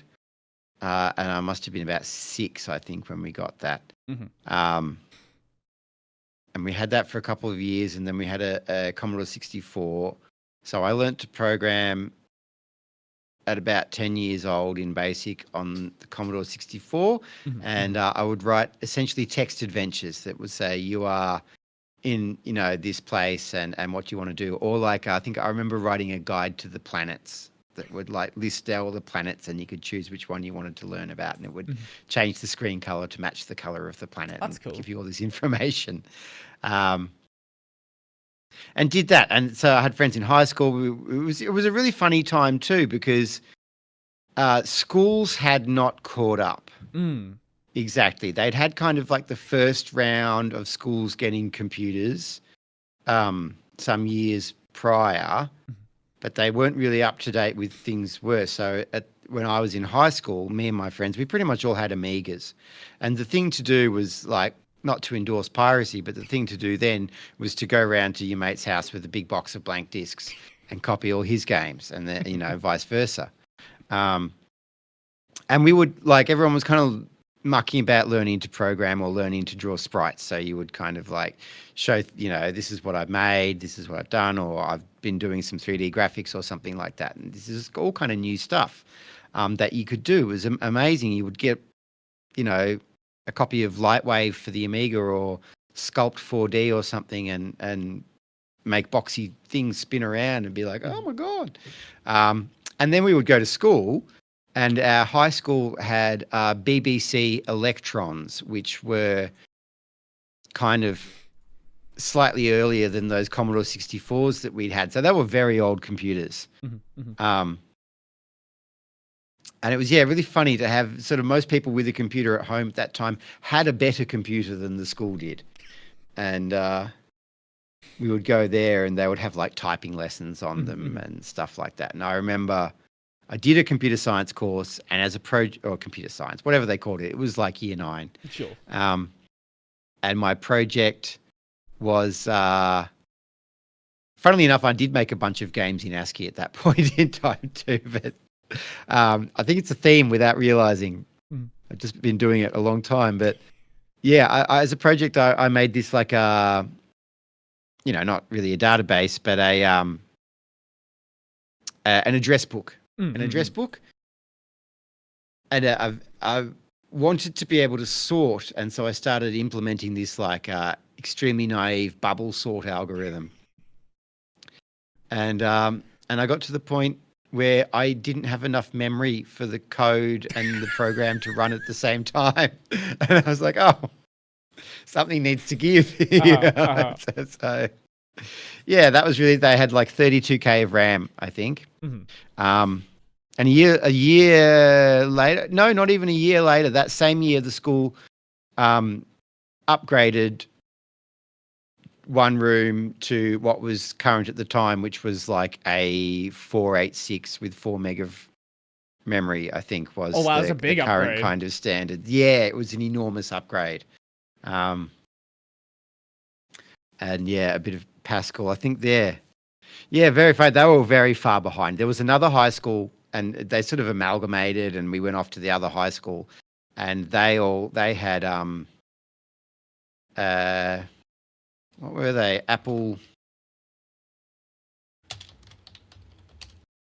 What was the model? The Macintosh, I think. Is that what it was called? 19. Like the LC, the Apple Mac LC, which was sort of not the toaster Mac, but the next one on that had kind of color and that kind of stuff. So, but yeah, fun times. We used to crash the school computer network. If you just tried to print something that was too big, that was it. The cool thing with the BBCs was they were networked. There was a hidden folder of games that the teachers wouldn't tell you about, but it would be passed down by like law from student to student. Hey, if you log in like this, you can get to like Space Wars and Frack and a bunch of these other things. But they were networked, and the network would occasionally crash, and rebooting it was you would walk to the next room and you would turn it off and you would turn it back on. That was it. So lots of fun. But yeah, I mean, it's interesting because some things obviously are way better. That's why we have what we have. But yeah, other things have been a bit lost. And that immediacy of immediately being sort of connected to your computer is very much gone. Like, I think a lot of people now who use computers, including who use desktop computers, don't know where their files are. The computers just put them in a place, and they don't know where they are, and they say, I can't find it. Especially if you're coming from a phone, because phones don't usually provide you like a proper file manager. It'll be like, oh, they're in pictures. Where's pictures on the file system? Did the Discord just died again? God damn it. Okay, give me. Okay, 1 second. Why do I use Discord? Yeah. Okay. It is a funny thing, Discord. I had to turn off all notifications because it just so many notifications. I think you join a few groups and suddenly it was I'm on pinging Do Not Disturb all constantly. the It was like, time. oh my god. Pardon? I'm on Do Not Disturb all the time. Yes. Sorry, what I was saying there before I cut off. What was it? It was. Oh, right. Phones usually only provide you a file system, like a file manager. So you don't even actually see the underlying file system anyway. So no, yeah. Like it's stored somewhere. It's in the pictures place. It's in the videos. It's stored in like com.android.user.sandbox.filestore. something. Yeah. Which is it's funny. So I don't know. My kids have tablets. They've both got one has a computer, which he got at 9, and the other one is about to turn 9, and he's like, I'm getting a computer when I turn 9 because I know that's what happens. But he wants to basically mod Minecraft. Okay. That's his whole. He wants Java edition so he can do mods. It's his whole thing. And that stuff is fun. So yeah, he's the older one. He's learned a bit of it stuff through there, and he's been teaching himself like Blender. Oh wow! That's and then dropping his Blender stuff into Godot, and we make it move around and stuff. So that's quite exciting. That's really cool. Very cool. Which is really, really good. Blender's a tough one. I was sort of laughing to myself about that before, because when you do go and look for a tutorial, how do we do this? You get like 6 tutorials, and they're all video tutorials, and you kind of have to watch them all just to see if you get about a minute through into one of them, and then you go, wrong version. Wrong version of Blender. That's in the completely different version from 2 years ago. Yeah, so, it can be a bit. Blender's a very complex application, but at the same time, like, I don't have kids myself, but I've seen my younger nephews how quickly they'll pick up something, even if you don't give them exactly how it works. Yeah. He worked out some way to use some of the shapes in it to build what he wanted in these cool ways, and I was like, I never would have thought of doing it that way. I would have been putting down points and trying to extrude stuff out and whatever, and he was blobbing shapes together and doing something else. I was like, that's very cool. I think it's because you're not, as a kid, you're not like as worried about doing it wrong, right? Like you don't have this this preconceived notion of what the correct way might be. Yeah, there's definitely a bit of that. It is interesting. I mean, I think we sometimes have a bit of a problem with tablets and that stuff in that they love rewarding you. Sure. They love rewarding you for stuff straight away, and you get an app and it beeps and bings and flashes in your face and it says, you press the button, you should feel really good. And then when you go and press a button and you don't feel great immediately, you might be like, I should just go back to the app that made me feel good. Right. So, but yeah, no, they are, it is interesting. But, for me, it would have, who knows? I mean, our world was different. That we grew up in, we didn't have that kind of stuff to worry about. But then at the same time, we were just wandering out all the time. That's what we did. We just went, see ya, and walked off up the street and hung out with someone for the day. And our parents had no idea where we were. So I don't know I don't know if that was better exactly, but it was different. Going back to the game for just a little bit. Yeah. Since you're using like the opening mission as your demo, are you? This is a problem that a lot of games do end up having, where they have a really polished start because a lot of people have play tested it, but then sort of the experience doesn't hold up as the game goes on.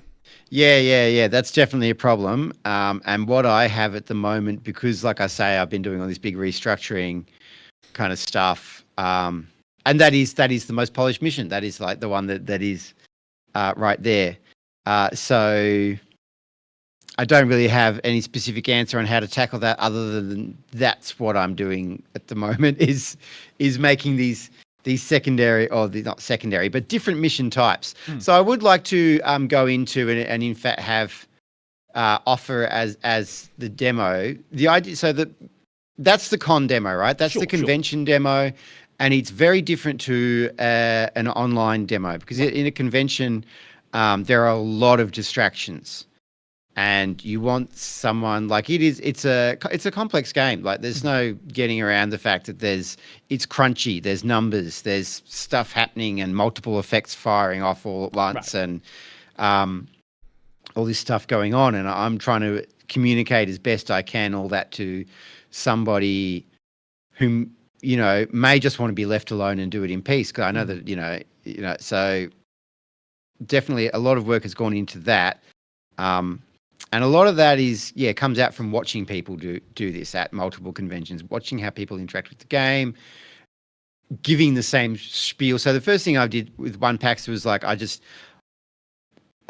was basically 3 days of teaching people how to play the game. And so by the time I was done, I was like perfectly primed. The first thing I did was I went home and I wrote the tutorial, because I was like, this is it's all in my head now, exactly what people need to know. Right. And I still use, apart from the bits that I had to change because the game changed, I still use basically that tutorial to get people into the game,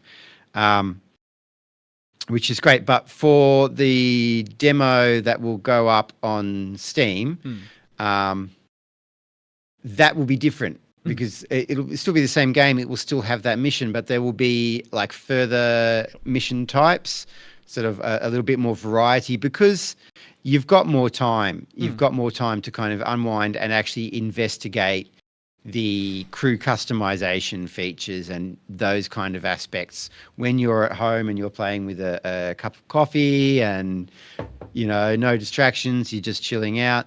Totally different experience. So right. I can have a demo that has space for you to explore those aspects there. So that's good. That gives me somewhere where I can actually move beyond just that kind of upfront thing and have a deeper kind of experience in the demo there. But definitely, like, that's what I'm working on now. So I had other missions, and there are multiple mission types. And now I've kind of remapping them back into the new format. And so there are ones in there that are, and I know that they're not as good, they're not as fun to play as that one. Right.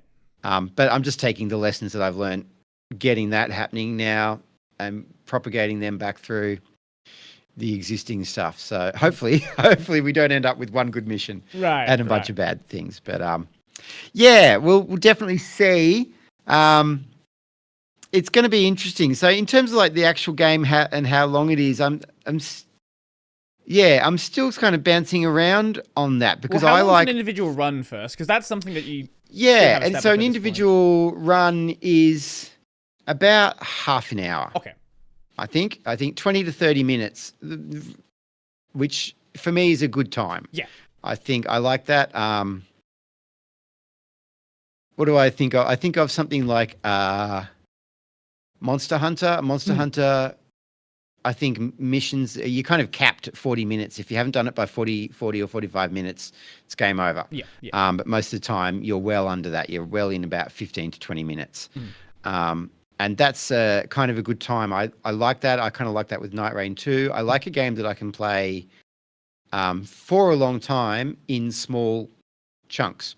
Right. So if I can go do a mission that's 20, 30 minutes long, and achieve something, and maybe do like 2 of those in a night. I have kids and everything. I don't have a lot of time anymore. So a couple of those in a night. But still, you might, if you do have time and you want to do 6 of those in a night, great. And you've got sort of in between stuff to fiddle around and do all that kind of thing. So right, when the runs get too long, it can also feel like if you have a bad run, you're 40 minutes into an hour-long run. It's like, I feel like I've just wasted and all sometimes this you time. can see the ending. You can see that it's not going to pan out very well. Yeah. So I do have kind of like an abort function. Mm-hmm. If you need to just fail. And and the other thing is that is to still give you some kind of little reward though. Mm-hmm. To not make it entirely. If you do stick it out, even if you fail, there's still something there, and it can be worth it. Just like see what the boss is and see. Okay, I've never seen this kind of boss before. It is a funny one because sometimes my testers will say, "Oh, I did this and it was hard, and I didn't get it on the first go," and I'm like, "Well, right, okay, yeah. I don't want everyone to get it on the first go all the time. Sure. Perhaps, but at the same time, you don't want them to feel disappointed. Sure. And to feel like I'm going to give up because I didn't get it on the first go. So you want to kind of encourage them. Hey, maybe you didn't get that on the first go, but you got really close and you got you don't want it to feel like an insurmountable and, wall. Yeah, and maybe you got something out of it that you can now apply to your characters to give you just that little bit of edge that you need to go back and get it on your second go. Right. And then, obviously that difficulty curve too is like something I want to think about a lot and trying to get that right, which is going to be, I think that's going to be, particularly in early access, that's going to be a bit of back and forth, getting that curve right so that the early missions are like that. Perhaps later ones, as you're more experienced at the game, I think there becomes also more of a willingness to die and try again, like to invest more time because you know that you can achieve and you know that you enjoy playing. So like, and you're trying to sort of reach for higher heights, essentially. Once you're doing that, I feel like there is more of a willingness to fail. Does that make sense? Yep. Like once you're invested in it, then you're invested in it, right? Like you want to keep going. Yeah.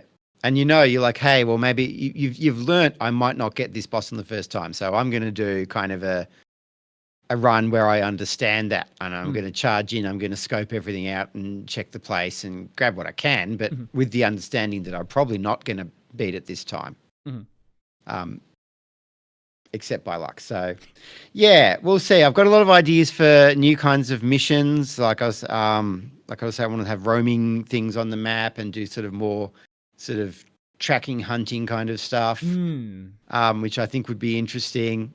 So now that I can sort of play with how you move around the map a bit.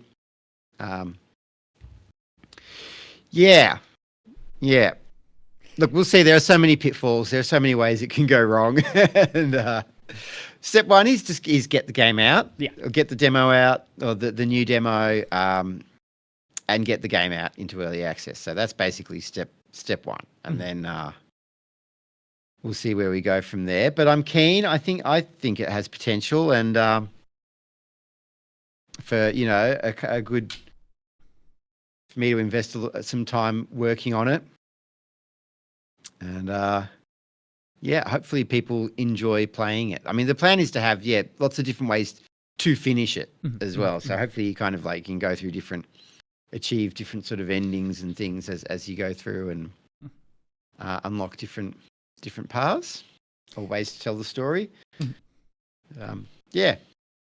Unless there's anything else you want to touch on, that's as good a point as any to end off on. No, that's probably it. I had a pile of books because I was like, I meant to talk about all the books that I read that were influences. Oh, you can briefly touch on that if you want to. If you want to, just because I was going to bring them to AVCon, and then I ended up with not a lot of luggage space. Fair enough. And I didn't. But I've always wondered, what do I do for a display? And I've had like a poster and all this kind of stuff. And then I realized a lot of my influences are books.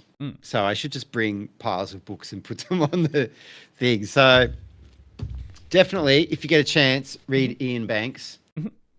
Amazing Ian M. Banks. The M means that he's writing science fiction. If there's no M, he's not writing. It's the same person, but not science fiction. And I was very influenced by his settings. And in fact, he wrote a book, not this one, but one called Matter, which does take place on a kind of a similar kind of world, a shell world, which is very exciting. You should always read old science fiction. Go to op shops. I think the op shops have kind of had it. It's getting hard to find this stuff now. Right. But secondhand bookstores, Roger Zelazny, very cool. This one's, I don't think about how much this one influenced me a lot. And then I look at it sometimes and I'm like, oh, of course. Where they're like, they keep transplanting their brains into new bodies and sort of leveling themselves up to become, they dress themselves up as the Indian pantheon and pretend to be gods essentially. We have classic Australian sci-fi space demons. Did you ever read this? No, I've never been. So this is from my childhood. This is like the guy's mysterious uncle that lives in Japan sends him a video game cartridge, and when he plays it, they all get sucked into the game. Okay, sure. And it's amazing, and they have to shoot demons or whatever. It's very cool. What else did I bring? And I brought some tabletop RPGs. Hull Breach, Mothership stuff, which is very cool. Very good sci-fi. And often I just buy tabletop like adventure modules and flick through them, and you'll just be flicking through it, and it will be like, oh, the players have like to meet some people and swap a suitcase or something, and I'm like, great idea. So suddenly I'm off writing new missions for this thing, which is very cool. And the latest one that I'm not playing either, because I don't play any of these because I live out in the country, I have no one to play with, is Death Game, which is like an arena battle kind of thing. And it was kind of just kept looking at that, got inspired to go put the arena into Grist. So there is an arena that you can go to and do battles for money and different rewards, which is kind of cool. So that's all I have sitting on my desk at the moment. That's what's there. But I usually keep a bunch of stuff around so I can look in things and think about stuff. But yeah, that's kind of it. Grist, the game is called Grist. It is a science fiction ASCII RPG. I can put it behind myself. How do I do that? I go here. It's your tech stack. I do that. There we go. So it looks like this.